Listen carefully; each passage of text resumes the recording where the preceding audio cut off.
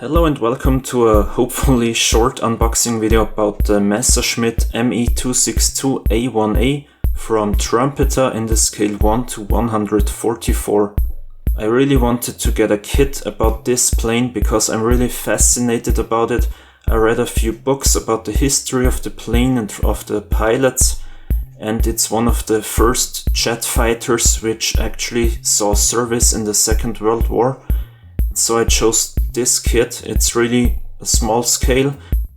I normally only build kits in the 72nd scale, but I'm really running out of space, so I decided to get this kit, which is really small but very detailed, as you will see soon.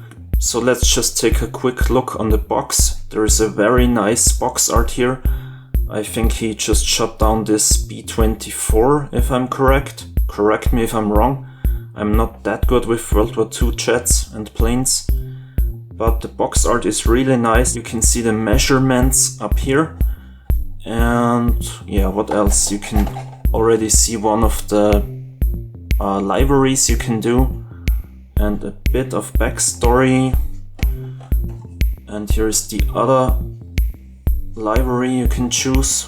Yeah, it's not a toy, obviously. Yeah, this box is really nice, nothing special, but I really like the box art. Now let's go to the manual. Here we have the manual with the obvious instructions that you have to read the instruction and stuff like that. Nothing special here.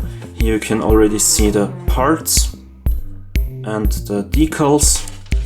Let's see what we have in here. Yeah, here you can see how to build it.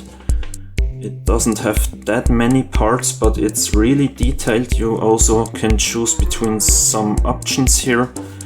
And what I also really like is that there is this small Kettenrad that comes with it. I don't know the word in English, but it's a small vehicle on tracks that can pull the Messerschmitt around on the airfield. So that's the manual, also nothing really special. But what I really like is this other page here, which gives you a colored instruction about the two versions you can make. So the first one is this one. It's the Nahaufklärungsgruppe 11, which is probably something like reconnaissance. And as you can see, it's pretty dark. It's black at the bottom. And you can see the colors here. There is this table down here, black, gray, light green, and all the stuff like that.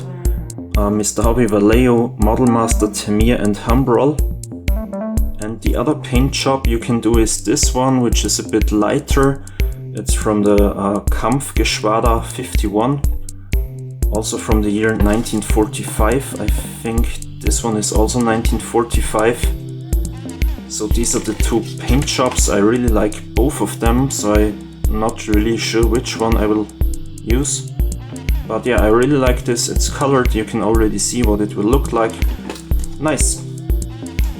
And now to the most interesting part, the actual parts. So let's open this up.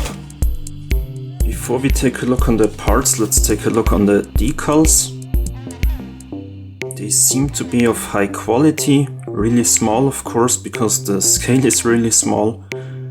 And you can also build the swastikas or the Hakenkreuze, which isn't common with German companies like Revell, because we still have a problem here in Europe. I don't understand it, because the swastika was on the plane, and I'm not a Nazi just because I put the swastika on the plane, but anyways, there will be room for discussion somewhere else, not here. Yeah, but the decals are quite nice. I really like the detail on them. Great. And now for the parts, let's start with the one clear part that's in there. The canopy looks quite good to me. Yeah, and really small, of course. So here we have some fuel tanks. And this goes in front of the cannons, and what I really like is that you can choose if this compartment is closed or opened. That's awesome. In this scale, unbelievable detail. And as you will see here, the detail on the kit is very good.